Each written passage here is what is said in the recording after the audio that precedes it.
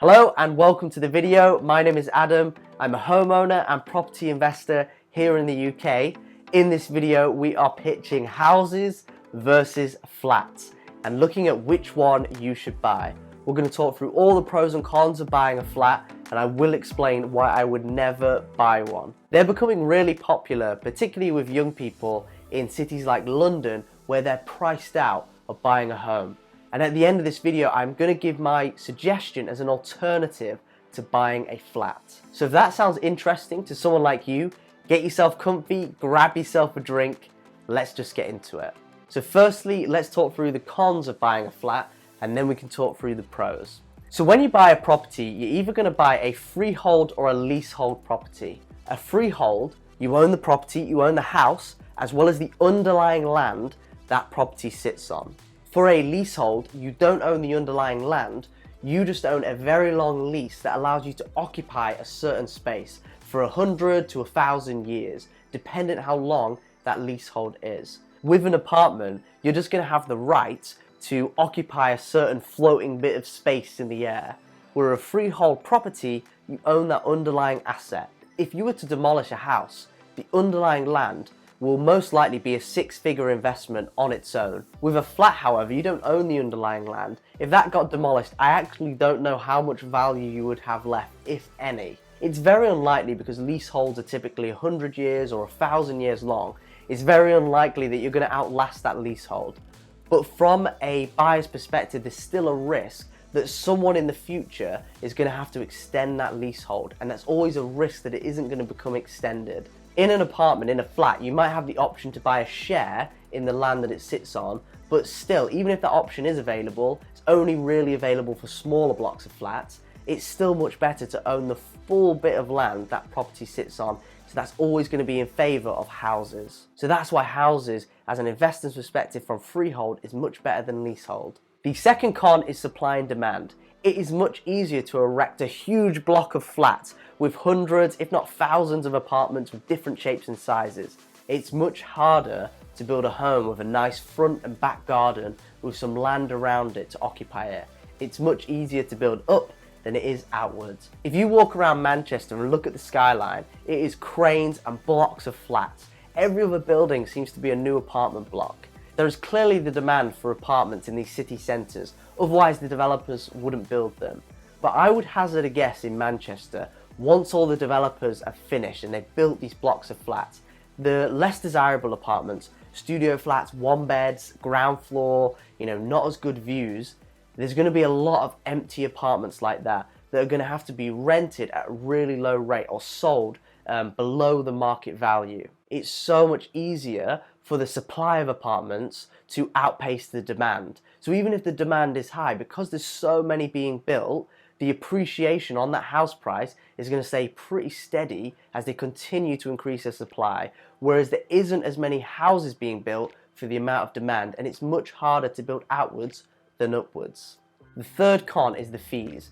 So when you buy an apartment, there's likely going to be a front desk, a reception, there might be security, there might even be some other facilities like gyms and cinemas and swimming pool. You're going to have to pay for the upkeep of these, therefore you're charged maintenance and management fees. I will go on to the pros. Your running costs are going to be lower for gas and electricity. I'm telling you, that's going to be completely offset with the management and maintenance fees that they put on top. You're likely buying an apartment because you want a good deal, you want to pay less, but the running costs, unfortunately, probably will be just the same, if not a little bit higher, when you factor in these extra fees. The final con is about the appreciation, and it will touch on the last few points I've mentioned. Most apartments aren't penthouses with jacuzzis and incredible views of the city, epic terraces. If you have a penthouse, yes, the house price of that, the property price is going to go up, up, up and up, because the demand is going to be there and people are going to get emotionally invested in a penthouse like that. Most apartments are not penthouses. They're one beds, they're studios, they're two beds, they're ground floor, they're first floor. They have okay, if not rubbish views of the city. Unless you have a penthouse, the appreciation and demand you're going to see for your apartment isn't going to be massive, and you're going to be stuck selling to an investor. Investors are very rational, numbers-driven individuals. They want a good return on investment. The only reason that you can get that is by buying a property at a low price, maybe even below market value. They want a good deal in order to rent it and get the maximum returns. If you're stuck selling to investors, your property price is going to be at the lowest end of what you could potentially get. Whereas a penthouse, people could get really emotionally invested in it. That's going to be less likely for a bog standard 2-bed flat in the middle floor. And who doesn't want to live in a detached home with some space to strut and a garden front and back? Who doesn't want that kind of level of privacy, opposed to having neighbours to your left, the right, backwards, up, down, with a huge window that everyone can see in? I do appreciate there's some really sexy London flats that will be really desirable. Just put into perspective, most flats are not like that.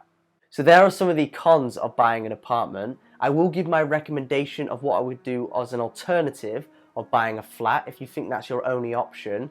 But for the sake of being perfectly balanced, as all things should be, let's now talk through some of the pros, because there are definitely pros of buying a flat. First big pro is that it's cheaper. The barriers to entry to buy a flat is going to be much lower because you can't get a studio home, you can't really get a 1-bed home, that's very rare, but buying a 1-bed flat or a studio flat is very possible. So the barriers to entry, your pay to play, is going to be much lower. That means that your options available to you is going to be a lot greater when you're looking at apartments. I would argue that if you can only afford a studio or a 1-bed flat, and that's the maximum you can afford within your budget, I would really argue you need to look at your finances before thinking and considering buying a property. And if you live in somewhere like London, where the maximum you can afford with a 500k budget is a 1-bed flat, I would really question why you're living somewhere like that. But for the sake of this being a pro, the barriers to entry are going to be lower. I would argue, you really shouldn't be buying a property if that's stretching you that much. You can only afford a 1-bed flat, but it is a pro. The barriers to entry much lower. The second pro is that they're mostly going to be central. Because it is much easier to build upwards, there's a lot more apartments in the city centre. You're not going to see many central houses, particularly in places like London, that aren't worth 7 figures plus. So apartments are going to be really central, and they're going to have really good vibes. And I see a lot of YouTubers who live in apartment blocks in Canary Wharf. They have gyms, they have cinemas, they have pools. They've got a really good vibe within the apartment block. So if you do get a good apartment, you can have a really good community within that block, and you likely will be very central with all of the amenities, all the restaurants, all the good vibe of being within a city. I would argue you don't have to buy a flat, you can just rent one to get that lifestyle benefit, but it is still a massive pro of apartments. The lifestyle benefit, the vibe check, yeah, it definitely passes the vibe check. Third pro is the running costs of apartment are going to be much lower. So this is things like gas and electricity. Because the insulation is going to be double glazed window, if not triple. You've got neighbours on each side, which keeps the warmth in, so you're going to spend less on gas and electricity. So your running costs are going to be, your bills, a little bit lower when you look at them in isolation.